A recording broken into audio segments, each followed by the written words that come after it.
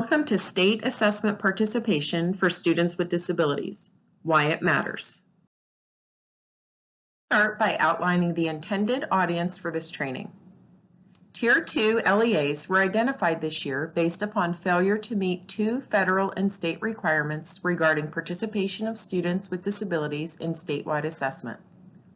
These are LEAs who exceeded the 1% threshold in 2022 and also did not meet the 95% participation requirement for students with disabilities. These regulations will be explained further in the training.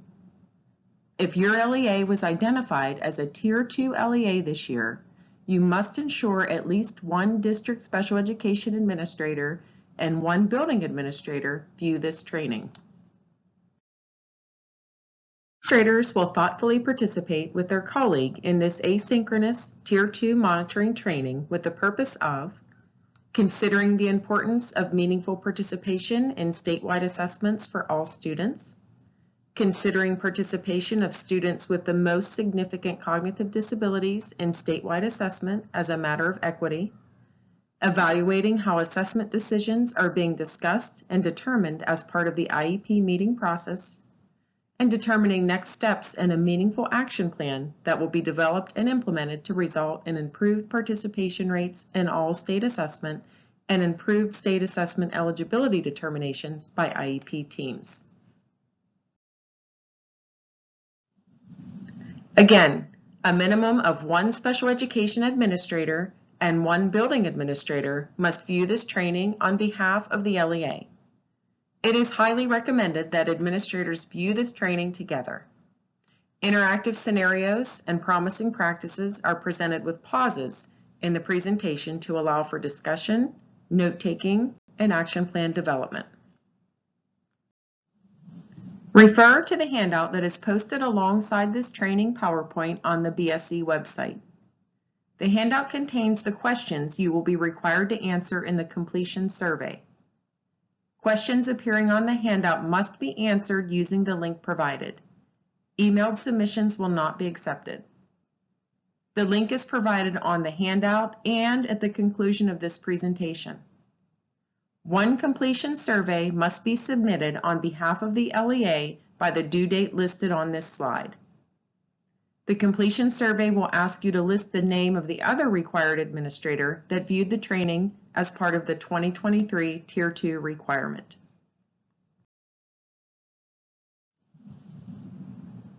The key topics we will cover today include state assessment participation and the 95% participation requirement, state assessment participation and graduation requirements for students with disabilities, ensuring students take the right test, a deeper look at PA 6 PASA DLM eligibility criteria, guidance for IEP teams, and promising practices for schools to meet state assessment participation requirements. Special education participation matters. Statewide assessment systems under ESSA align with IDEA and the belief that all students be included. Specifically, this slide illustrates the 2 target goals in regard to statewide assessment participation. We must improve or increase the participation rate of students with disabilities who participate in statewide assessment, as PA does not currently meet the federally required 95% participation rate. PA must also decrease the number of students participating in the PASA to no more than 1%. In order to gain compliance with the federally mandated 1% threshold. This slide illustrates the participation rates of all students and the students with disabilities subgroup in statewide assessments since 2018. Note the 2 years prior to the pandemic, PA was meeting the 95% participation requirement for all students, but slightly off the mark for students with disabilities. In 2020, all testing was canceled due to the COVID-19 pandemic. In 2021, when testing resumed, participation rates in both the all students and the students with disabilities subgroups plummeted. PA continued not to meet the 95% requirement in the 2022 testing cycle. Therefore, schools will need to add focus on ensuring students participate in testing, regardless if they take the PSSA, Keystone, or PASA in the upcoming 2023 testing cycle. Some may ask why participation in state assessment is important. Participation in statewide assessment is a matter of educational equity. Full participation is an important way to ensure that PA schools are delivering on the promise of high academic expectations and college and career readiness for each and every student. As mentioned earlier, state assessment participation is a federal and state requirement. This slide includes links to some articles on what the landscape looks like nationally after the pandemic. We often receive questions on the religious opt-out policies in Pennsylvania. As mentioned, all students, including those with disabilities, are required to participate in statewide assessment. The U.S. Department of Education does not allow for exemptions from participation for opt-out reasons. Pennsylvania is unique in that it allows students to be excluded from testing for religious purposes. However, these opt-outs will impact the LEA's accountability. Schools must follow the state guidelines on parent requests for a religious opt-out. It's important to note that these requests must be initiated by the parent and not the school. It is not allowable for schools to encourage parents to opt their child out of state testing. Parent opt-outs, religious or other, directly affect the school's participation rate, as these students count negatively against the final accountability participation rates. Parent opt-out data is collected not because it's allowable, but in an effort to track exclusions at the state level. Again, non-participation for any reason, except a medical exemption, is not allowable and counts negatively against the school's participation rate. PDE and BSE oftentimes receive questions on how participation in state assessment relates to graduation requirements for students. Act 158 provides alternative pathways for a student to meet statewide graduation requirements beyond attaining proficiency on Pennsylvania's 3 end-of-course Keystone exams. This slide provides a link to the Act 158 Pathways to Graduation Toolkit on the SAS website. It's important to note that Act 158 of 2018 did not alter the existing provision under Chapter 4. Chapter 4 allows students with disabilities to graduate based upon satisfactory completion of the IEP rather than meeting one of the traditional pathways to graduation. In these cases, the student is issued a regular diploma. It's important to note that most students with disabilities should be able to meet the Act 158 graduation requirements, meeting one of the 5 pathways. That should always be the option explored first. When the IEP team determines the pathways are not appropriate, it is their responsibility to determine how successful completion is defined based upon completion of IEP goals. Provides a link to resources created by the National Center for Educational Outcomes, or NCEO. NCEO is a national organization that provides information and resources to states in the area of assessment and instruction. This publication is called Reasons Why Students with Disabilities Should Take State Tests. It provides a customizable template for a flyer that can be used by schools to distribute to parents and families. If you're an LEA that struggles with participation rates for students with disabilities, this can be a helpful tool for you to distribute to parents. Schools may choose to include this communication to families when they announce test schedules or other testing information. To summarize, there are 2 main goals of statewide assessment participation. We just reviewed the 95% participation goal that requires at least 95% of all students, including students with disabilities, participate in state testing. The second goal is the 1% threshold requirement, which stipulates no more than 1% of the total students in the tested grade levels should participate in the state alternate assessment or the PASA DLM. This goal is really about making sure students are taking the right test and not over-identifying students to take the alternate assessment. The next section of this training will focus on the eligibility criteria for students to participate in the alternate assessment. This slide provides a link to the PASA eligibility criteria decision-making companion tool. IEP teams must use the 6 criteria to qualify a student to take the PASA DLM. The criteria is not new in PA. However, in today's training, we will take a deeper look at each of the 6 criteria to ensure teams have a better understanding of the students who should be qualifying to take the state alternate assessment. Meet all 6 criteria in order to qualify for the PASA.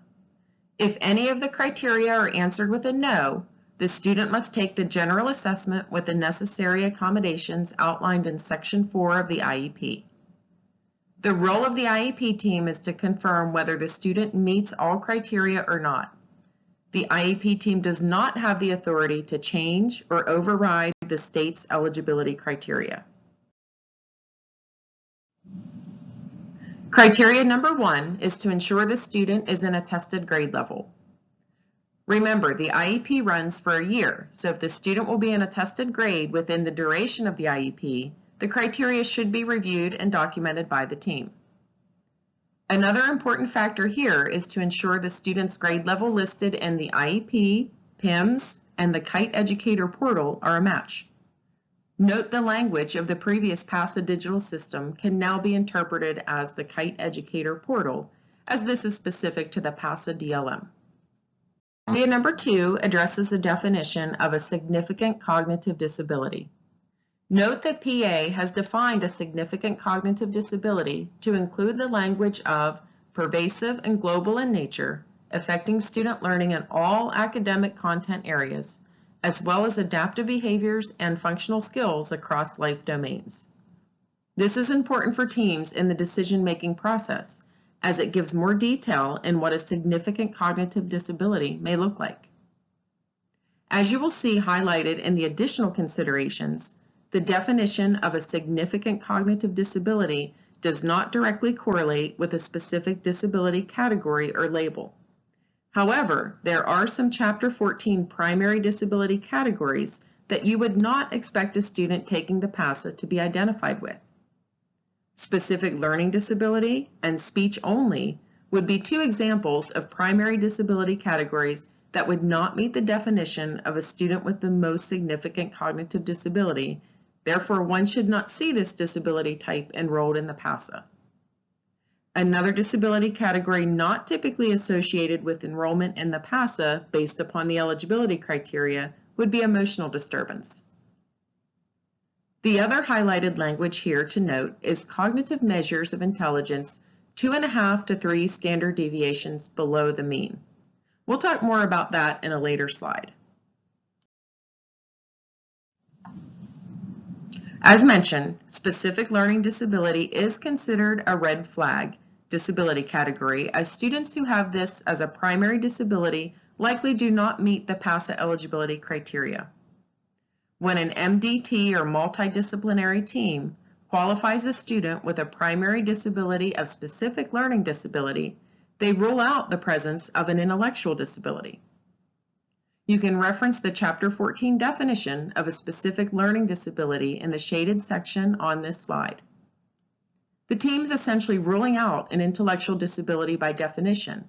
Therefore, these students would not meet the definition of a student with the most significant cognitive disability referenced in PASA eligibility criteria number 2. Speech and language as a primary disability is also considered a red flag, as by definition, this is a communication disorder. Speech and language impairment may be present as a secondary disability category for a student with a significant cognitive disability.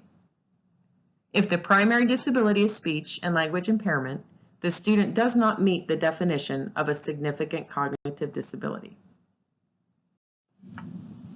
Teams should also use caution in qualifying students for the PASA who have emotional disturbance as their primary disability.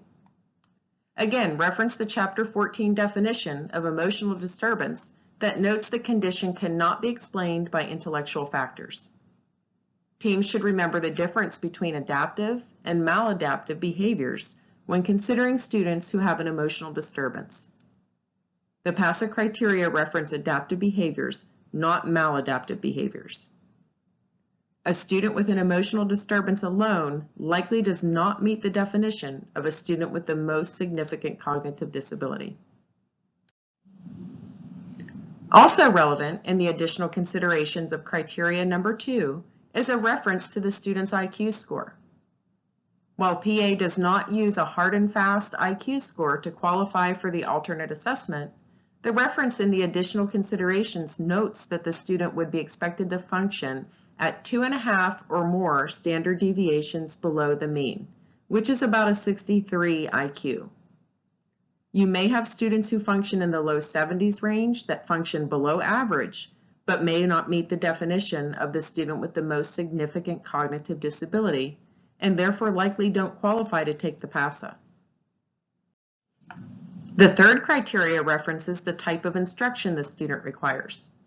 The student's instruction should encompass more than just academics. A student eligible to participate in the PASA would be expected to receive direct and repeated instruction to include not only academic, but functional and adaptive behavior skills as well. It is expected that the student would require repeated instruction in these areas in order to generalize skills across multiple settings, such as classroom, community, and home. Does this mean that all students in a life skills support classroom qualify? No. Teams must remember that only students who meet all 6 of the criteria will qualify for the PASA. While a life skills support service option may include instruction aligned to the alternate eligible content or DLM essential elements and functional skills, teams must ensure the student meets all 6 criteria in order to qualify. Number 4 regards extensive adaptations and supports. Note the additional consideration mentions that the student would be expected to require intensive and ongoing supports after graduation. Typically, these students may have or plan to have involvement with agencies that may support independent living goals. The student likely requires additional support services such as assistive technology, occupational therapy, speech language, and/or physical therapy as a result of complex support needs. Students require or access lifelong community and/or home supports and services. The student is expected to have intensive agency supports and services that continue after graduation. Criteria number 5 references substantial modifications to the general education curriculum. It is expected that students who participate in the PASA receive instruction aligned to the alternate eligible content or the new PASA DLM essential elements. Eligibility criteria number 6 includes the regulation that measurable annual goals and short-term objectives must be included in the IEP for students who take the PASA. LEAs should note this as one of the areas addressed in a cyclical monitoring for file review. Criteria number 6 talks about participation in the general education curriculum. It's important not to get this confused with participation in the general education class. Remember, special education is a service, not a place. Criteria number 6 is not looking at where the student receives their instruction. Rather, the IEP team should consider what the instruction consists of and how the student's goals and expectations differ from that of the general curriculum, not class. All students, including students with the most significant cognitive disabilities, must be instructed in their least restrictive environment. A link is provided on this slide to a resource called MTSS for All, including students with the most significant cognitive disabilities. In addition, the PASA eligibility criteria incorporates considerations for what determinations are not based upon. The decision cannot be based upon the student's IQ score or disability alone. For example, not all students with an intellectual disability will qualify for the alternate assessment. Likewise, not all students in a specific program of support may be eligible. The decision cannot be based upon English learner status, poor attendance, expected poor performance on the general assessments, low reading or achievement levels, anticipated disruptive behaviors, or emotional duress. It is also important that administrators are aware the decision to qualify a student for the PASA is not an administrative decision, and it cannot be based upon how they feel the student's score may affect their accountability data. In this portion of training, we will apply PASA eligibility criteria to various student scenarios to help administrators improve decision-making skills about assessment participation. Here we will consider 3 student scenarios and decision-making about participation in state assessment. Specifically, each scenario consists of 3 slides: a description of the student, key elements or characteristics that the team must consider when deciding if the general or alternate test is most appropriate, and steps that the IEP team would likely implement based upon the information given. For example, additional psychological evaluation or review needed, accommodation selections, or graduation decision-making. We will walk through the first scenario together. With scenarios 2 and 3, I will pause and give you and your partner time to discuss and take notes. I will then resume and share team discussion points and IEP considerations. Let's begin. Scenario 1. The student has a primary disability of emotional disturbance. The student's behaviors of concern are primarily verbal outbursts, running, spitting, and sometimes aggression towards staff and peers. The student displays average to low average abilities in adaptive behavior skills and self-care. The student is taught and assessed on general academic standards in the general and special education classrooms. The student often melts down during assessment situations. The team is concerned the student will not be able to handle the PSSA.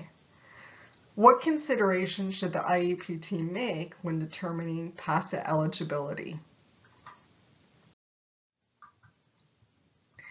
So now that information about the student has been shared, what information will be key to discussing state assessment participation by the IEP team? What conversations might be had? Does the student meet eligibility criteria for participation in the PASA? Here are key considerations most likely to be discussed. The student likely does not meet PASA eligibility criteria. Emotional disturbance is the primary disability. Behavior deficits noted are more maladaptive than adaptive. Daily instruction and assessment is aligned to general academic standards, not alternate standards or alternate eligible content. The student must meet all 6 criteria in order to qualify. It's not appropriate for IEP teams to qualify students based upon the idea that the general assessment may cause emotional duress.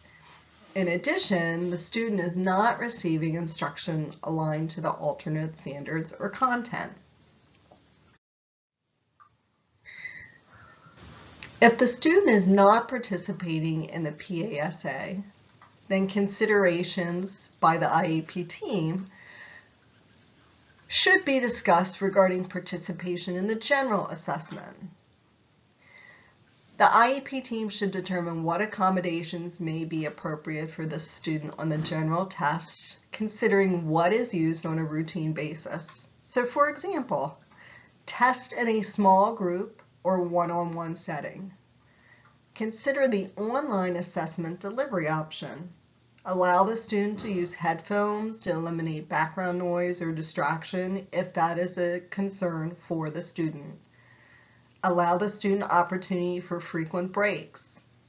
Create a social story or practice session to help the student better understand the testing scenario.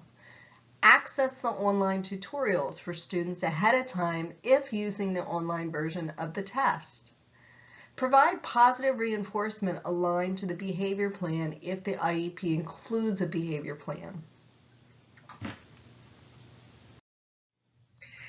Now that we have completed scenario 1 together, let's transition to you and your administrative partner completing scenario 2. Here I will read the scenario and pause at the end to allow time for administrative partners to consider 1. Key characteristics about the student that would impact assessment determination, and 2. IEP team considerations including accommodations, specially designed instruction, etc. So here we go. Scenario 2. The student is in 7th grade and reads at a 2nd grade level. The most recent evaluation report indicates an IQ score of 73 with adaptive behavior skills ranging from average to low average in all the domains. While the student displays severe deficits in decoding skills, they do respond well to comprehension tasks when materials are read to them. The student moved around a lot before being placed with the school.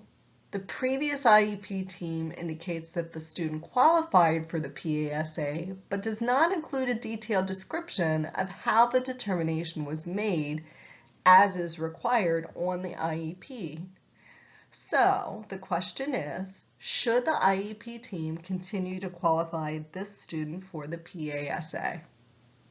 So at this point, I'm going to pause and you talk with your partner about this question and considerations for making decisions around the assessment.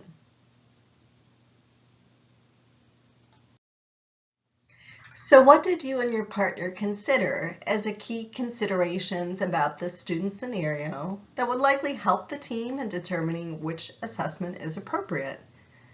Did you determine that the student likely does not meet PASA eligibility criteria? The student likely does not meet the PASA eligibility criteria. Based on the information provided, the IQ and adaptive behavior scores are not 2.5 or greater standard deviations below the mean. Deficits in decoding skills are evident, but the student appears to have near average comprehension and does not seem to reflect significant global deficits as outlined in the eligibility criteria. Also, the IEP team cannot qualify a student on the sole basis that the student took the PASA in prior years. If you consider the information presented in prior slides about the 6 eligibility criteria, the decision that the student does not qualify is clear. The team would then move to determining how best to accommodate the student during the general assessment. So let's take a look at IEP team considerations for this student next.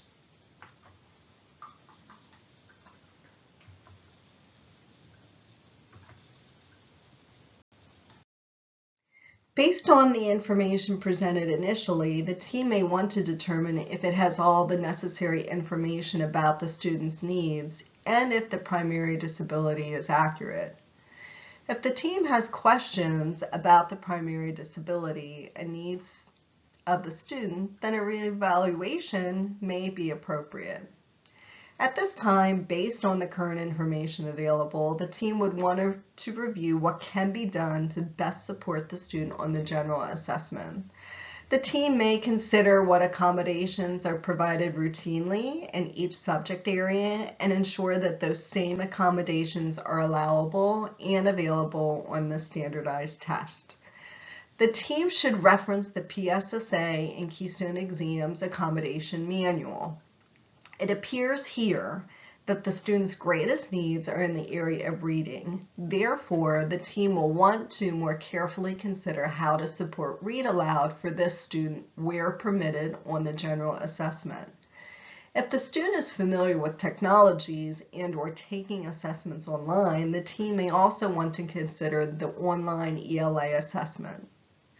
Of note, there are additional accommodations that may be appropriate. Those mentioned here are not the only allowable supports. Let's move on to our final scenario. I will read scenario 3 and again pause at the end to allow time for the administrative partners to discuss. Scenario 3. The student is in 11th grade life skills support program. The IEP team met and determined the student did not meet all 6 of the PASA eligibility criteria. However, the student is not enrolled in any of the Keystone exam trigger courses. Can the team qualify the student to take the PASA? Pause and talk with your partner.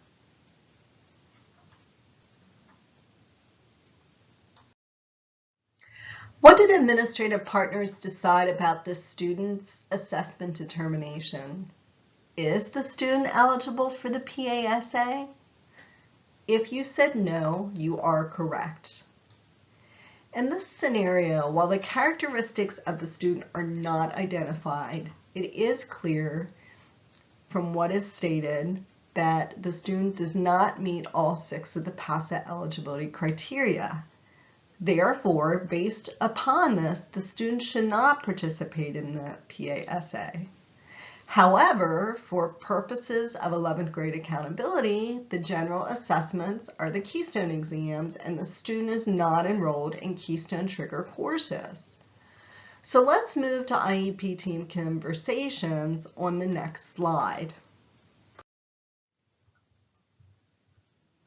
When making assessment participation decisions in this scenario, the team must remember that assessments in high school are used for 2 purposes: graduation determinations and federal state accountability. So let's consider graduation requirements first. So 22 PA Code Chapter 4.24 High School Graduation Requirements has always included a statement about the graduation of students with disabilities. Specifically, it reads that children with disabilities who satisfactorily complete a special education program developed by an IEP team under IDEA, and this part shall be granted and issued a regular high school diploma by the school district of residence charter school, including cyber charter schools or ACTs if applicable. Additionally, Act 158 of 2018 provides alternatives to attaining proficiency on 3 end-of-course Keystone exams for graduation. 4.24 and Act 158 give greater flexibility to address the needs of students with disabilities in meeting graduation requirements. Therefore, placing students into the alternate assessment or the PASA to ensure that the student attains proficiency on a statewide assessment for purposes of graduation is not necessary or appropriate. The second purpose of statewide assessment in high school is to meet federal accountability participation requirements. By 11th grade, all students are required to have participated in a statewide assessment. In this scenario, district leadership will want to discuss how to address meeting accountability requirements for students who are not enrolled in a Keystone exam, which is associated with a trigger course. Discussion points would likely include how many students are part of this scenario. Of the students affected, are some students participating in coursework simply through participation? And if so, how fully is the participation? Has anyone considered what is the attempt logic or number of items to be completed for each module of a Keystone exam in order for the student to count as having participated for purposes of accountability?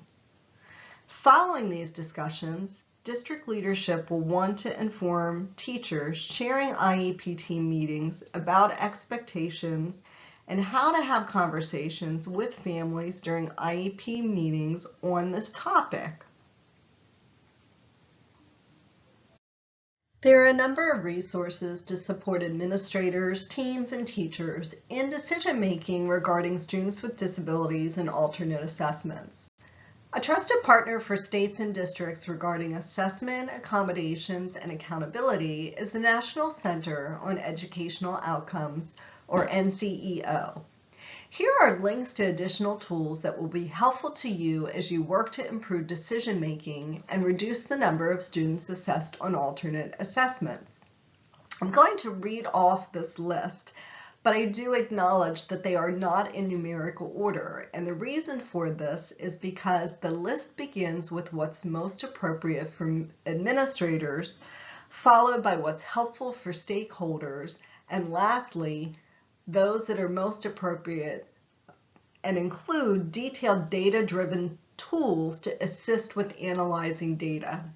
While these are all excellent resources, NCEO tool number 4 is excellent for knowing which questions to ask when beginning to discuss data and determine patterns. But the following tools can also support the data analysis. So NCEO tool number 7, start with the end in mind, an infographic to guide decisions about students' participation in alternate assessment.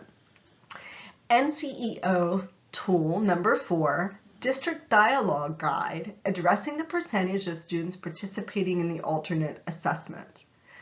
Next, NCEO tool number 2, data analysis and use, planning tool for examining alternate assessment participation, addressing the percentage of students participating in the alternate assessment. And lastly, NCEO tool number 3, state district data display templates, addressing the percentage of students participating. In this final portion of the monitoring training, the focus moves from alternate assessment participation decision-making to improving the overall participation rates of all students in all assessments.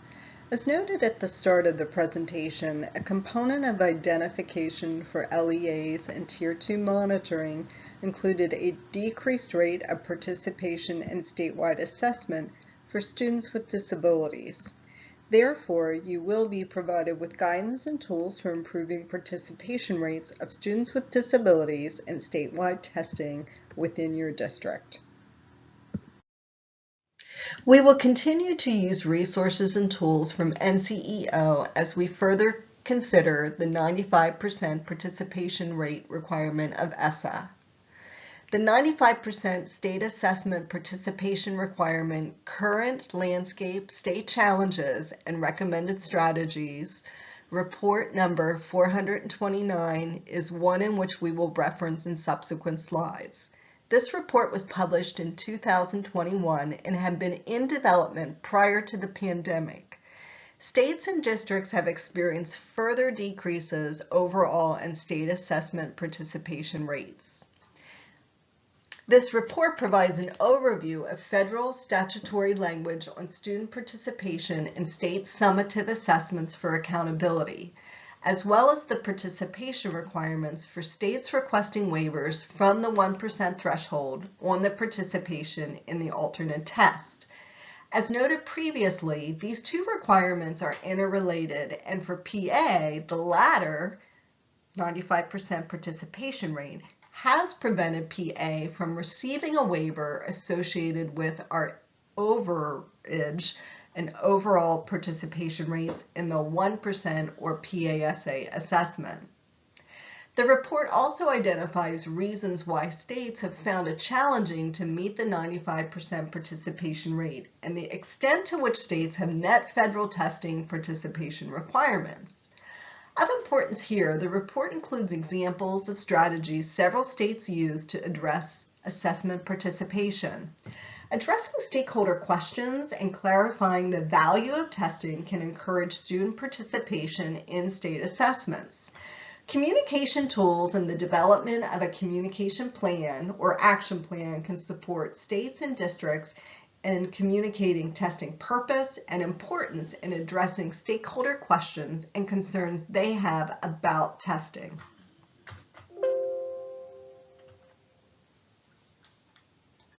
In order to improve overall participation rates, it is going to be important to have a plan. This slide outlines key steps.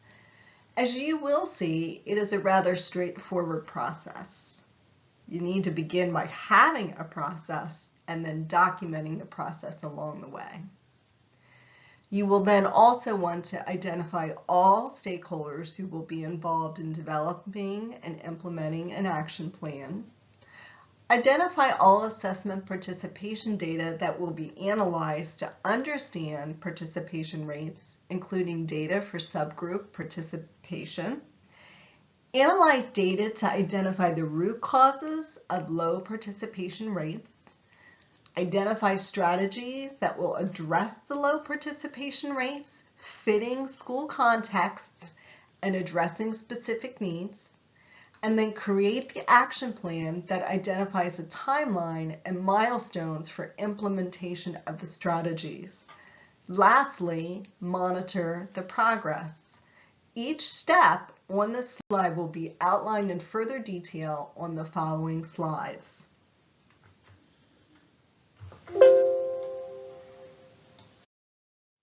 Here we begin with the overall process.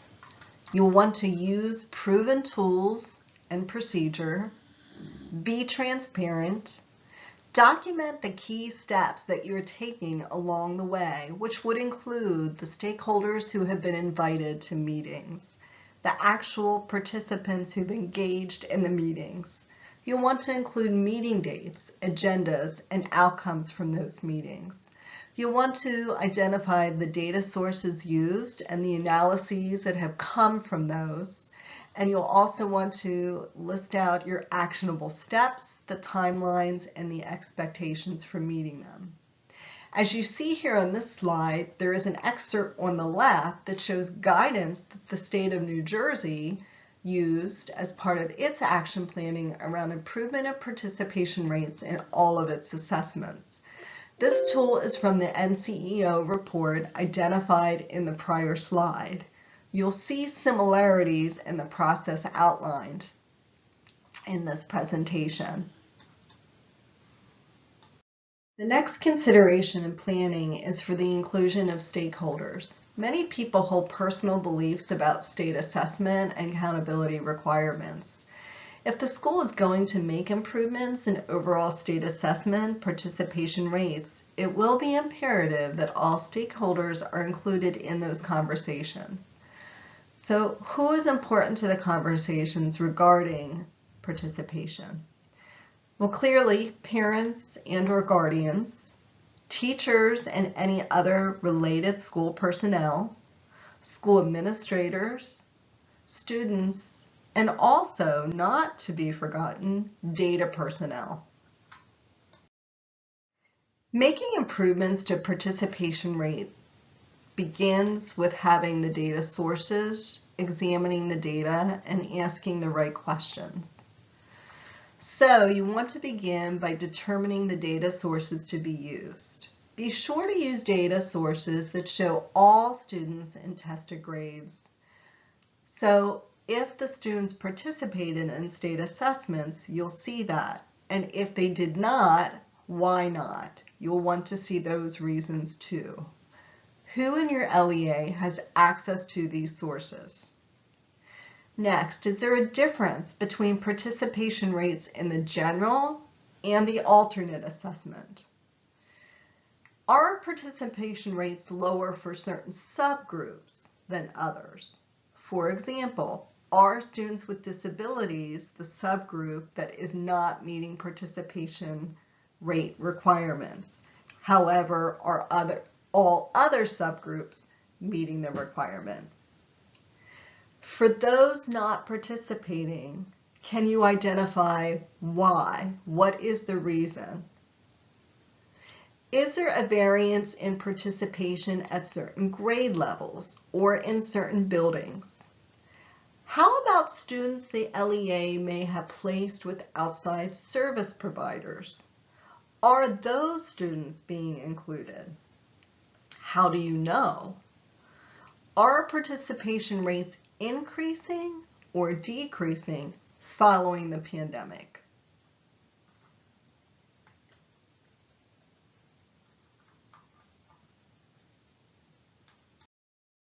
Again, after gathering your data sources, consider these factors when looking at the data. Some of the points on this slide are repetitive to those that were on the previous slide. However, these are key to determining where participation rate issues lie. So again, to reiterate, is the overall participation rate an issue in the general assessment? Is it just the alternate assessment, or is it both? Or is the overall participation rate an issue for IEP subgroup only across both assessments?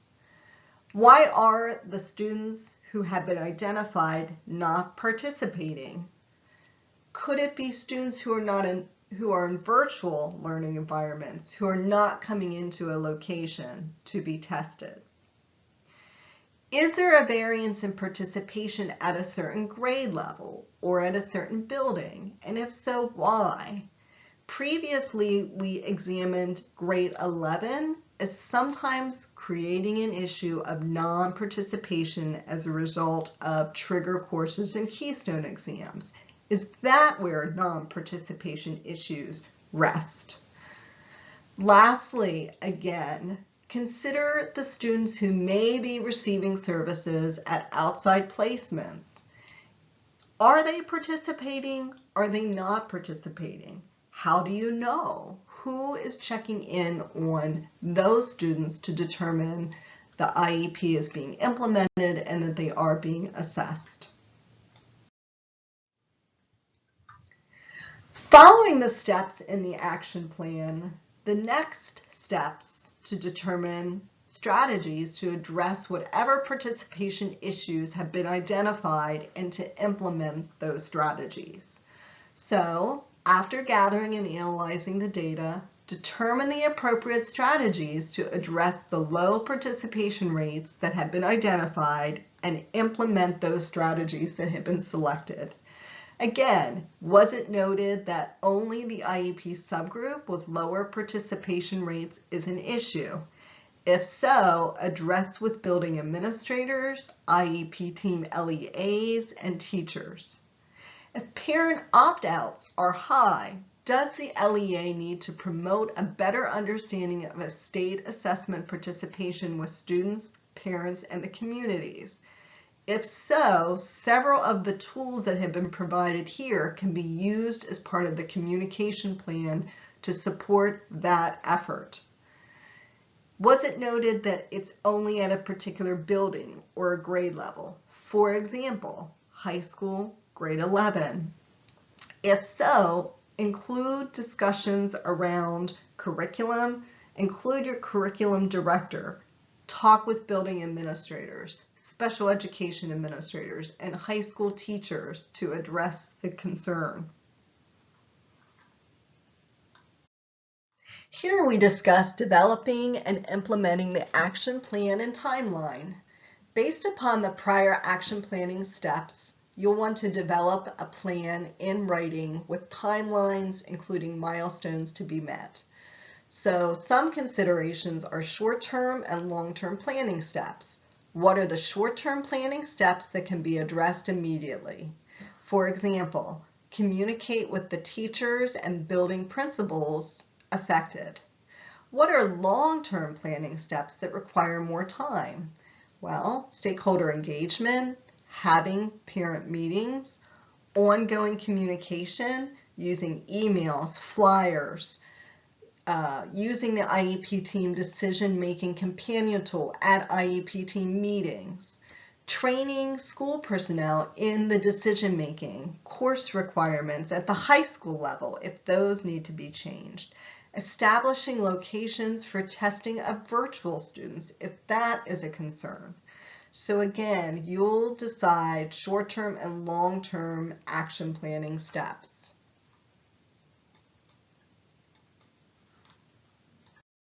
No action plan is complete without progress monitoring. The reasons for participation rate issues and the strategies selected for improving the rates will affect measurement, specifically what data is measured, how it is measured, and the timing of the measurement. Some changes may be more immediate. For example, will the participation rate issue be affected by a change to the IEP? If so, those changes may be addressed more quickly by educating teachers and families and then revising IEPs by a specified date given by the administrator. Another more immediate improvement may be specific to a building. A building administrator may need to be educated about state assessment participation for the IEP subgroup. In this instance, education can be immediate and impact should be noted immediately. Here are tools specific to managing the 95% participation rate. As noted previously, NCEO is a trusted research to practice educational partner for states and districts. Components of these tools have been used within this training. So bear with me as I read off the tools that I think are very helpful or will be helpful to you when you're addressing 95% participation rates. The first is titled, What New Special Education Directors Need to Know About Academic Assessments. This is an interactive tool you can find at this location at this link. Again, NCEO tool number 4 is very helpful. It's a district dialogue guide and will help administrators address the percentage of students participating in the PASA. Lastly is the NCEO Participation Communication Toolkit. By going to this link, you will expand to a web page that contains a variety of ready-to-use slide deck templates, flyers for students, for parents, and educators to help inform them about topics related to participation in state assessment and why it is important. As this presentation wraps up, let's consider again why your LEA is participating in this required training and next steps.